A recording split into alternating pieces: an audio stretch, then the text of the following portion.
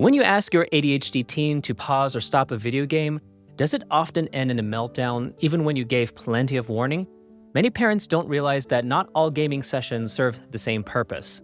Some are like shooting hoops in a driveway. Others are like a competitive basketball game.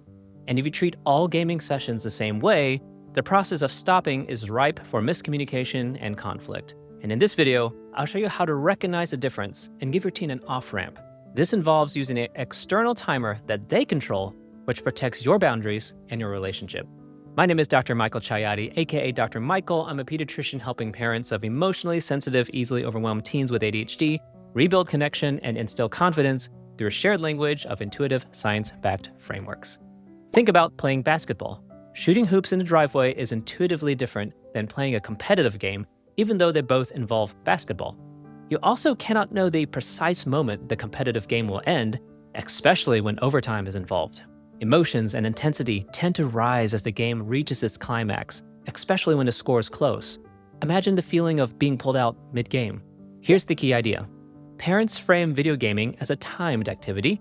Teens experience gaming as an intensity and commitment activity. Especially for teens with ADHD, they may struggle with an accurate sense of time. Add to that the intensity and the commitment of the session, then any time-based reminder like, be downstairs in 30 minutes, will be difficult to follow through on.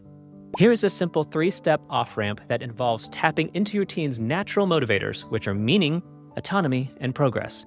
We'll unpack those later. Step 1.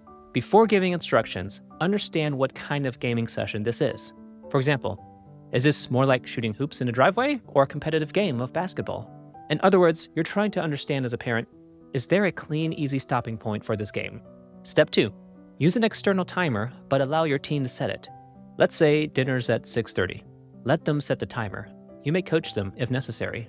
For example, if matches usually take 30 minutes, setting a timer by 6 p.m. at the latest gives you time to finish without panic. That will be your external checkpoint to finish the match. When would you like to set your timer? The goal is the same. Be done by 6:30, but now your teen has a tool for autonomy in how they meet it. Step 3. Reinforce progress by linking specific praise to the process. If things went perfectly, you might tell them, that was a smooth transition. You came all on your own and I didn't have to remind you. If they were a few minutes late, but still showed up without shutting down and without your reminders, this is still a win. Reinforce their progress. And if needed and when appropriate, coach them in how to set an effective timer next time. This is why this 3-step process can work, and it has to do with the 3 pillars of motivation for your ADHD teen. I call this the M.A.P framework, and it stands for meaning, autonomy, and progress. Meaning, you understand the commitment level and intensity of the game they're playing. Autonomy, they have some say in how they finish playing. And progress, they experience success in self-regulation and without nagging. This framework is incredibly powerful because when you really think about it, almost anything your teen enjoys doing can be mapped to at least one of these 3 pillars, if not more. Take gaming, for example. Many games have meaning. They're fun, social, or immersive.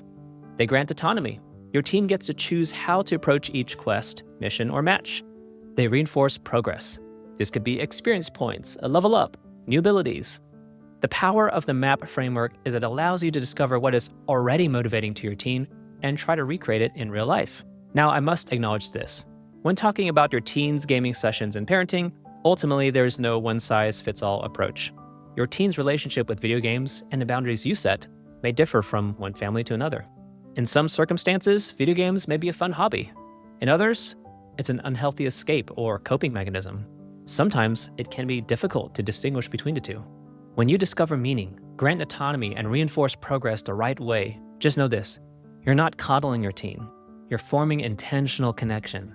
And that connection forms the foundation of your relationship and the foundation for learning lifelong skills. Here's the practical takeaway. Step 1, discover meaning by understanding the kind of gaming session. Step 2, grant autonomy by having your teen choose an external timer and coach them if necessary. Step 3, reinforce progress by specifically praising the process. If you try this strategy, please leave a comment and tell me what you noticed. I'd love to hear from you.